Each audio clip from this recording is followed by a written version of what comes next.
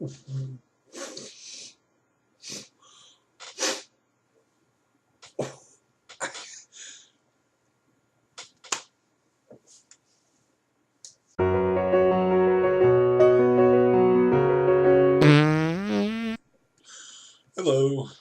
BlastHound here.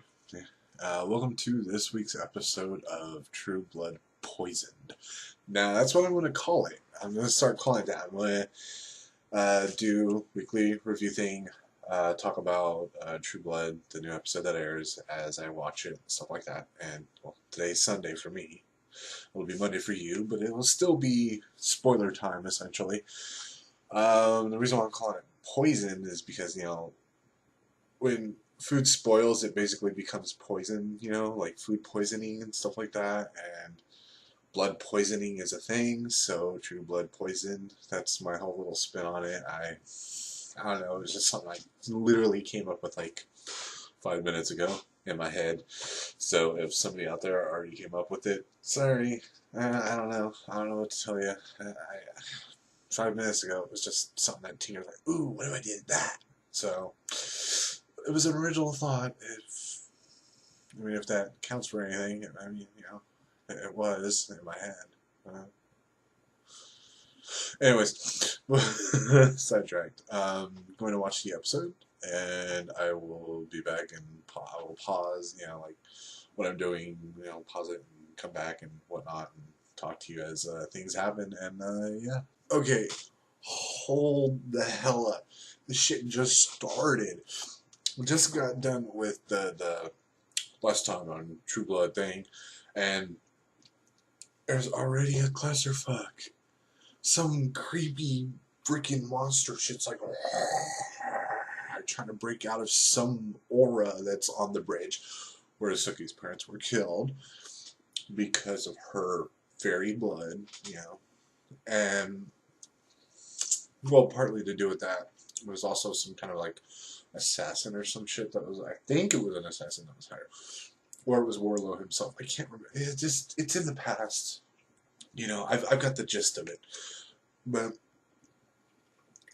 and the contract that I'm chewing on gum, I am so terrible, I'm bad, but anyways, the script thing that's got like the contract for Suki is like glowing, going apeshit while she's trying to sleep. And the dude comes out looking like the Undertaker, right? Like his outfit. And then his face raises up. You don't see like his face, you see like from here down, and then you see teeth and, vampire. He's got like claws and stuff. And he just like peels out of the aura. I'm telling you, this dude looks like fucking Rob Zombie. I'm just putting that out there now. Looks like fucking Rob Zombie. Straight up. Rob Zombie. And if it ends up being Rob Zombie, I'm gonna flip shit, because that would just be cool. That would actually be fitting. Actually, Rob Zombie in a zombie movie would probably be more fitting. It would probably be expected, really, but as a vampire, that's kind of like, ooh. But hey, I'm getting ahead of myself. Okay, so my fellow True Blood watchers, if you, please, I hope you are if you're watching this, the way this video is titled. You know that Fey world that Suki was always going to, being dragged to by, I think it was like her aunt or whoever the hell it was, then her fairy godmother crap, whatever. So apparently vampires have that kind of a world too, because that's where Bill just got dragged to, by those 3 bloody naked bitches that ran into him at the end of the last episode. Hey. And apparently that wasn't Warlow that was in the car with Jason. I was wrong. So the guy who creeped out was actually Warlow. I'm assuming. Again. So that whole suck it thing I did, I'm the one who needs to suck it. Because it was actually Jason's furry grandfather. I wonder if it's actually like his actual grandfather, like the, or if it's like fairy grandfather, like fairy, like guardian angel type thing. I don't know, but that's who was in the car with Jason. So that happened, and then apparently the government has these silver bullets with like UV lights inside of them. Shit's getting real. Eric's getting pissed. Nora isn't really helping, and Pam's throwing a bitch fit and being selfish, just like always. So yeah, that's where we are. Right now we are in the vampire fairy world thing of a bobber that Bill just got dragged to by the 3 naked bloody bitches. So there's a new fairy in town. Don't know who he is, don't know anything about him. He's half vampire, half human, just like Sookie.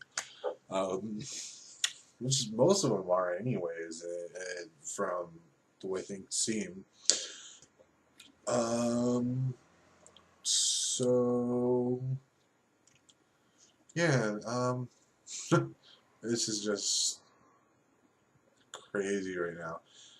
So after everything with Sookie, okay, after what I was saying about Bill being in the thing, she was just saying things are in motion. There's, just very vague. And then the thing with Sookie finding that fairy dude happened, and then like this chick, crap, I forget what show she was on. And she was, you know what? I think it was Full House.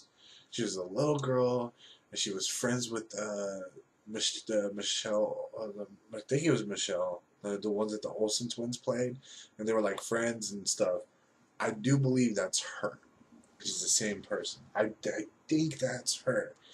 And so she shows up at Merlot's, and she wants to, well, Patrick, the guy who was seeing the Ifrit with Terry last season, his wife showed up, his pregnant wife, and Terry's wife lied. I can't remember her fucking name for the life of me.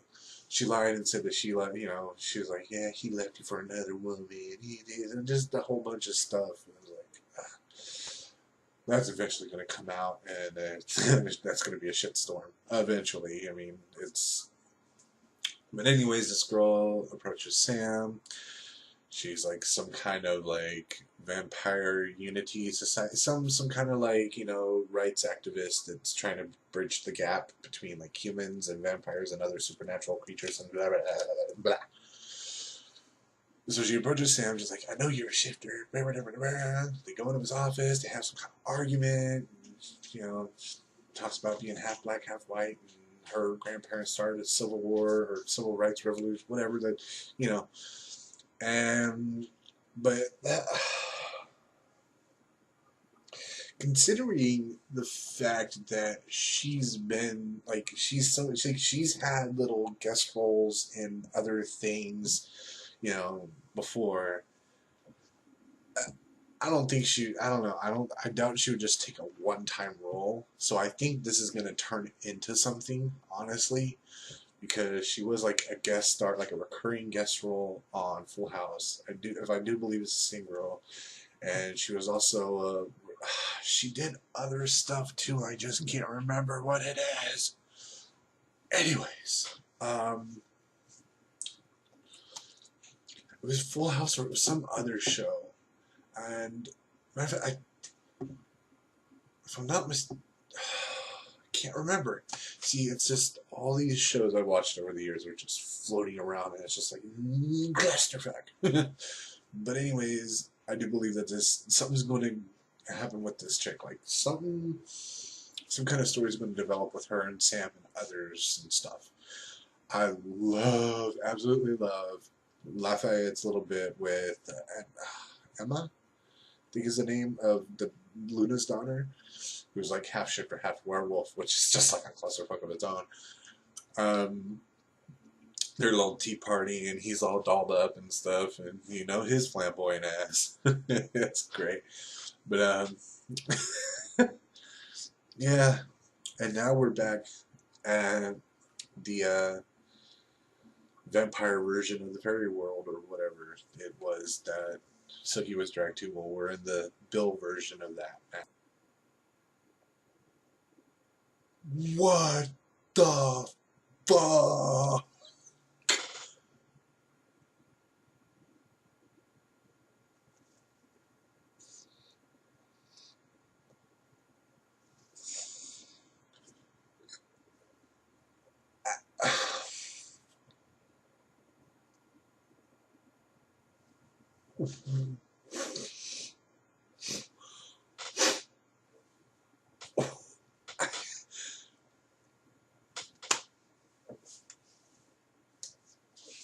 I don't know what was worse, this or the Red Wedding. What the shit just happened?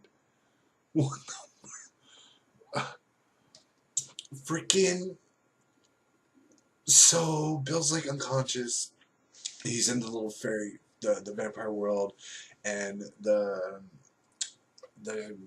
chick with the whole thing about the whole blood feud thing that was going on. She tells Bill that she was God's vampire and that God created Adam and Eve as humans, were his humans. So she's his vampire, Adam and Eve are his humans. They're both they're all children of God, essentially. So essentially, they're trying to make it seem like the humans are here to defeat the vampires, and whatever, and that he may be seen as a god, stuff like this. But there's only one God, and that there's something he needs to do. And he's like, what do you want? He asks her something, and she's about to tell him, and Jessica's like slapping around trying to wake him up. So it cuts to Jessica, and Jessica, I guess, orders a blood prostitute, and chick comes over, and they're like talking, but Bill's still sitting there like bleeding, and she goes to leave. She's like, it's a $50 minimum. I don't think he's gonna, whatever. She seems kind of freaked out, and then all of a sudden, it's like, all like just fucking contorts like a crazy fucking circus woman, and she's like walking backwards, and it's like, I wonder how the hell they shot that. Whoa.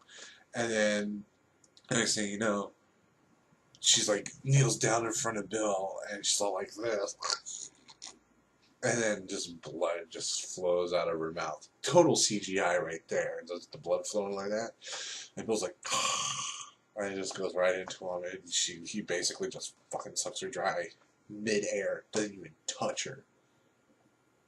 What the LC just jumped on my shit list, punk motherfucker.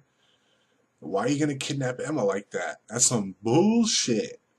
Oh my.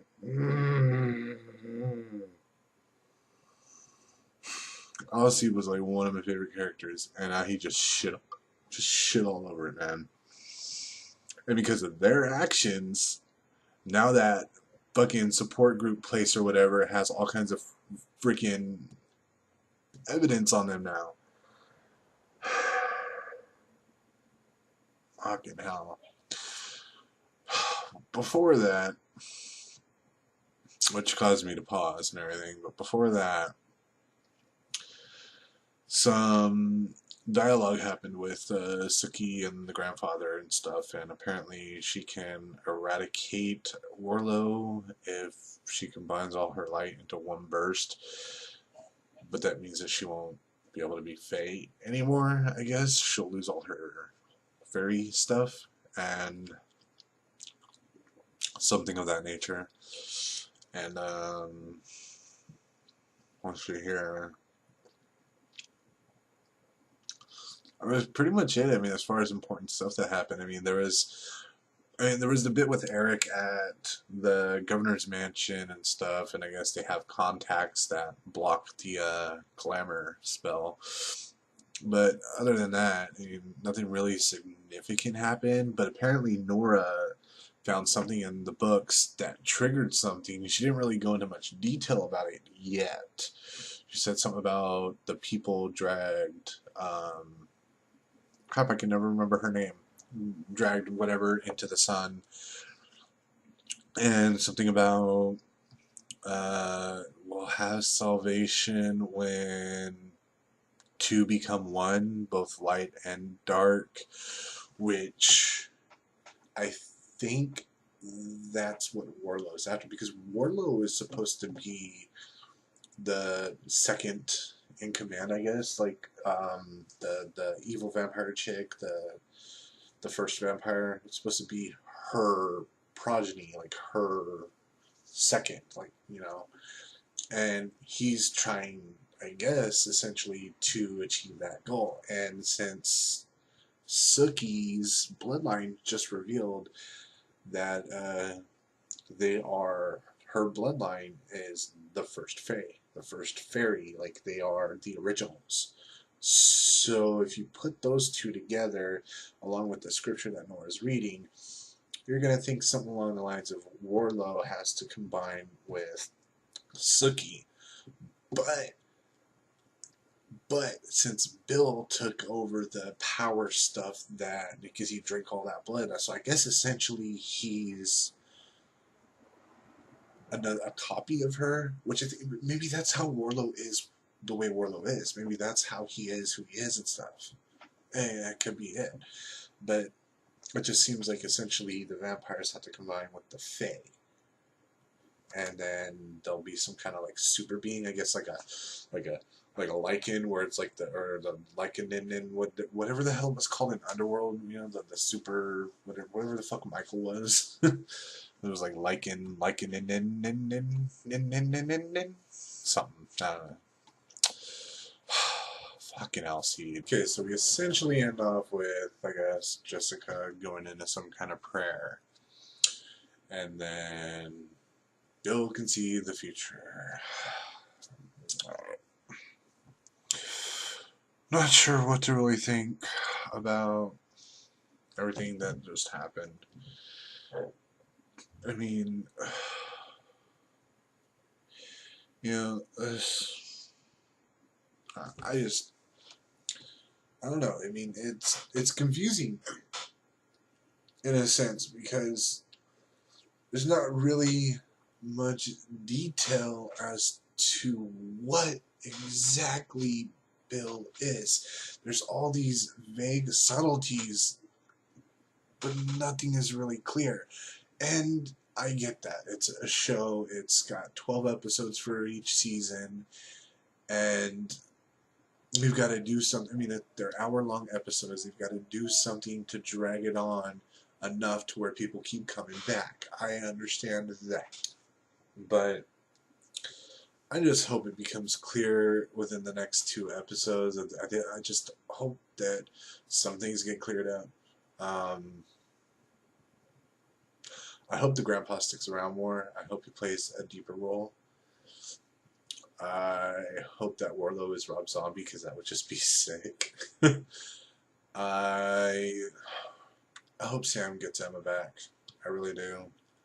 And oh, Lilith is the name of the vampire god bitch. Yeah, her. I